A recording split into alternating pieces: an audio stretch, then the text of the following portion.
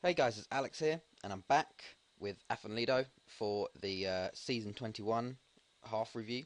Halfway through the season now, in our third decade now with the club. Been here forever now. Starting to get old, but yeah, I'll just take you through another season with us. I actually want to see how old I actually am. If I go to myself, I am I'm 46 now, and I started at the youngest age, I think. I, I'm sure I did. Um, but yeah, so it's been quite a while. Been yeah, but let's go into the transfers first. So there was quite a few ins actually this year compared to the outs. We had one player leave on a permanent, and that was Keith Purcell.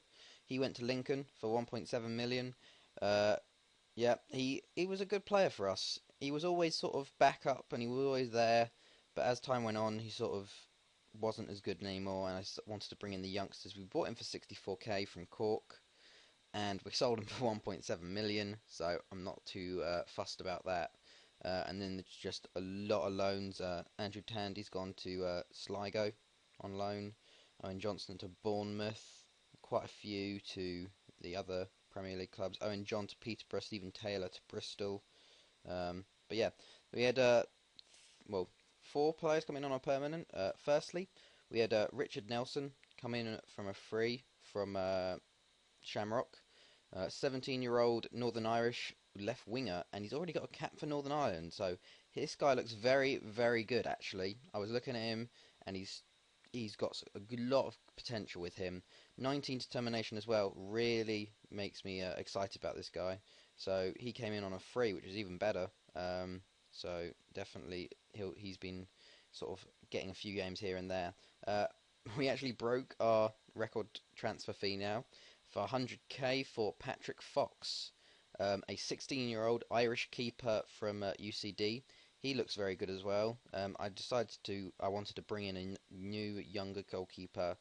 Well, basically I saw him. I'm like due to the fact that the club is getting so big now, and like the player ratings, I'm not looking at 5 star really anymore. I'm looking at 4 star, and for him, 4 star keeper at 16 for 100k, I'm definitely going to take it. So he's going to come in and be the main backup to Ben Gill, due to the fact that Jonathan Watson's sort of starting to get on a bit. But I'm definitely looking to sort of integrate him into the team now. So he's had a few appearances, two appearances. He's had one clean sheet and one where he conceded one, but otherwise all right. Then we brought in Gary Telford from Cliftonville, another Northern Irish player, 19 for 20.5k. He looks quite a solid player actually, and for 20k, I just sort of said we can take him and we can sell him on for more. So he'll be playing sort of left wing or when we drop the striker and go into attacking mid. So hopefully he can do well there. Then in January, um, we got Waldemar Nowicki on loan again.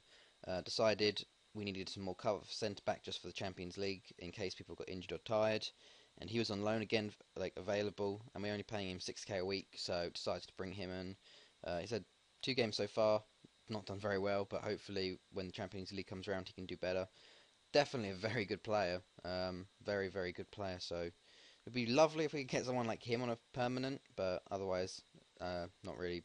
Yeah. Then we brought in Milorad Radanovic, who is another left winger. We're sort of abundant in left wingers now. He was just available on a free. I was looking through the under 21s teams, and he came up. He's from Serbia, 20 years old. Looks like we could just sort of get him in low wage and then sell him off for more someone else. So hopefully that goes well. And then transfer wise, we have two players coming in at the end of the season.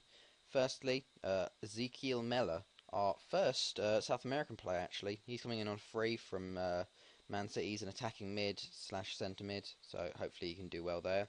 And then also we're bringing in Ryan Potter from Norwich on a free, who is a 18-year-old English right winger who looks pretty good. Because to be fair, we don't have that many right wingers, like primarily right wingers. We have Callahan who's a striker, Simmons who's a striker. We need sort of a backup proper right mid, so hopefully he can step up when he comes into us at the end of the season. Transfers wise, fixtures wise, we had a few friendlies. Got offered another trip to Portugal, so we took that. And we played Braga, which was pretty cool. Then we had to go through the qualifying. Had a Voj Vojvodina from Serbia and beat them 6-0 at home. A hat trick from Nuno Mata. 2-0 against them away. Flynn and Owen Hill with goals. Then we played Stefan Druids. Um, Beat them 5-0 on the first day of the season. Then we had Dinamo in the playoff leg. Beat them 5-0 at home, which was pretty good. Real 3-0. And then 2-0 against Dinamo in the away leg, which gave us the win 7-0 on aggregate and took us to the group stage for who knows how many consecutive seasons now. Then went on to beat Care 7-0, Guzman with a hat trick and Hill with two. West End we beat 6-1, Owen Hill with a hat trick. Then we beat Legia, who are in our group stage, and we beat them 2-0. So it's pretty good that they're the weak team and we beat them 2-0 away. Craig Hill with a rare goal and an own goal. Then we beat Bangor 4-0.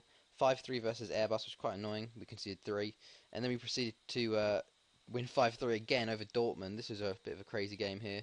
We went 4-0 up, and they brought it back to 4-3, and then right after that, Owen Hill made it 5-3. I was really pissed when we conceded 3 in the space of about 12 minutes. But in the end, we got the win over Dortmund there.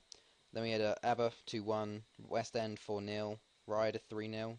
Then we had Zenit, who are our last sort of team to go against. Beat them 6-0 at home. Guzman with a hat-trick there. Demolished them. 2-0 versus Newtown. 4-0 versus Have West in the Premier League Cup quarter-final. Callahan with a hat-trick. And then we went on and beat Bala 8-0. So, yeah, this occasionally happens. Just that big win. Owen Hill with 3. Bowen with 2. Watson, Burrows, Miskamin got a goal out of nowhere. Like, just what? Um, he's actually had 2 this season, which is just insane. Look at that. He's had no goals. He's had no goals in his entire career, and then this season he's got 2 goals. It's just ridiculous. Then we went on to beat Zenit 4-0 away. Guzman with another hat trick. 5-1 versus ABBA, and then 7-2 versus ABBA. Guzman with 5 goals in that game, with a 10 rating. 2-0 versus Stefan Druids. 3-0 against Legia in the home leg. 5-0 versus Care. 4-0 versus Real. 3-0 versus West End. And then finally a 6-1 win over Dortmund away. Owen Hill getting 4 that game. And 2 from McCaw. They got 1 right in the last minute, so it wasn't a 6-0 win, which is unfortunate. But that was a nice win there. Then we actually drew with Bangor 1-1, which was really frustrating. Ian Kelly, though, with a goal, which is surprising. It seems all our left backs are scoring. Kelly, Miskamin, and Craig Hill have all scored this season.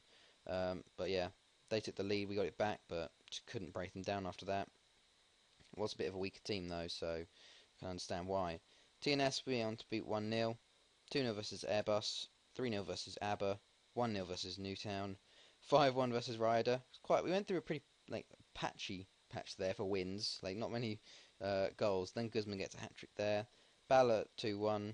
TNS 4-2. And then finally Airbus in the Welsh Cup 4th round 2-0. So if we look at the league, it's actually a lot different. Look at that. We are top, 21 wins, 1 draw, 78-4-10 against. Real in second with 42. ABBA in third with 41. TNS and Airbus 4th and 5th with 39. It's crazy how close it is this year. Look at the past positions of Real, ABBA, TNS and Airbus. It's been all over the place. Look, Real came out from nowhere and have just suddenly jumped up. TNS have been quite up there actually. ABBA have been sort of third generally. And Airbus came up a little bit and then gone back down again. But yeah, bit of a crazy season so far. If we look at the awards for the Welsh Player of the Year and whatnot, because I know I forget this. Welsh Player of the Year was Darren Bevan, and then Jonathan Richards, and then Jeff McCarthy. These are just foreign Welshmen that no one cares about. We don't like them. But Young Player of the Year went to Tom Jarman. He got 20 appearances, 9 goals, 13 assists. That's pretty good there. And then 2 other players we don't care about. But yeah, I'll take you through the stats of the team. We've had quite a few high scorers this year. Look at that. Simon Draper's still here. He's a half-star rating. He's just amazing. We all love him. To be fair, though, he's still got 6 goals and 8 assists in this season. 7.91 average rating. Pretty fantastic there. I'll show you the stats of the team. Um, Goals wise, yeah, lots of goals. Guzman's got 20. Look at this though, Hill. He is been on fantastic. He's the super sub. He's had 8 starts and 11 sub appearances, and he's scored 17 goals from that. Like, even if he started all those games, that's nearly an average of a goal a game. But he barely gets any time because I only sub him on with half an hour to go normally. So that's sort of like half the games there. So that's about 13 games at the maximum, 17 goals. So pretty good there. Benali with 12, 10 from Mata, which is pretty good, 10 and 10. Callahan got 10. McCaw's not having the best of the season though. He's on 8, but sort of spread out there. And then Jarman, Clark's got 7. I don't know because he's been playing centre back, and I've got a clause saying if he scores 15, I'll give him a lot of money. So trying to keep that down there. Assists wise, we got quite a few players on 10. Are there any injured though? Uh, no, we got 10, 10, and 10 from Benali, Callahan, and McCaw. McCaw's still getting those assists, to be fair. And then 9, 9, 8, 8, 8, 6. Average rating wise, Callahan's up there. To be fair, he's got 10 goals, 10 assists in 14 games. Doing very well for himself there. Um, but yeah, doing very well so far. So I think that's it really. I don't think anything else is happening. Real, actually, I want to show you where a real. Real, where are you? Oh, I can't. There we go. Due to them finishing second last year, they got to go into the qualifying for the Champions League. They actually won the third qualifying round versus Spartak Moscow, who I beat 2 years ago, I think it was, in the quarter-finals of the Champions League. They beat them 3-1 at home and 1-0 away. Then they got to the best place playoff and they played West Ham. They lost 3-1 away, but they drew 1-1 at home, which isn't too bad. But that means they dropped into the Europa League. And they had a pretty tough group. If we show you their group there, they had Sporting, Feyenoord, and Sparta Prague. They finished the group bottom, 3 draws, 3 losses. But they drew with Sporting. They also drew with Feyenoord, and they also drew with Sparta Prague. They drew every game at home and lost every game away. So it wasn't too bad for them. It will increase their coefficient and help them out a lot. It is good to see the other like Welsh teams getting into the Europa League group stage. Like it's nice to see not just us in group stages or something. The next sort of stage will be getting them into the Champions League group stage, like going through that playoff. But it's normally quite hard because they normally have to face it like an English team or whatnot, which they don't have stand a chance against. Because I don't stand a chance against the English teams really. But yeah, so I think that'll be it really until the end of the season. So actually, we do have our Champions League first knockout round. We have Marseille, which wasn't too bad. We could have got quite a few other ones. I'll show you the group. I actually didn't show you the group. There's the group. We topped at 6 wins out of 6. Dortmund came second, then Zenit and Legia. But yeah, Marseille wasn't too bad. We could have got Barca, which could have been bad because Monaco topped their group. Celtic, West Ham topped their group over Bayern. So West Ham, who beat Real, beat top their group versus Bayern. So it's not too bad. We could have got Bayern, which would have been pretty bad. PSG, Porto, Benfica, Marseille, Man U, Shakhtar, Man City, Juventus. But yeah, that just West Ham thing. They they've just sort of come out of nowhere, doing really well. If I show the Premier League, Blackburn and West Ham are sitting third and fourth there. Pretty weird. Arsenal are just dominating. Like they really are. They dominate the league. City dominate the Champions League, which is really weird. But yeah, so I'll be back at the end of the season to just do the review or whatever, unless we get to the semis. But don't know, not too sure. But otherwise, I hope you guys enjoyed this. It's been Alex, and I'll see you guys later.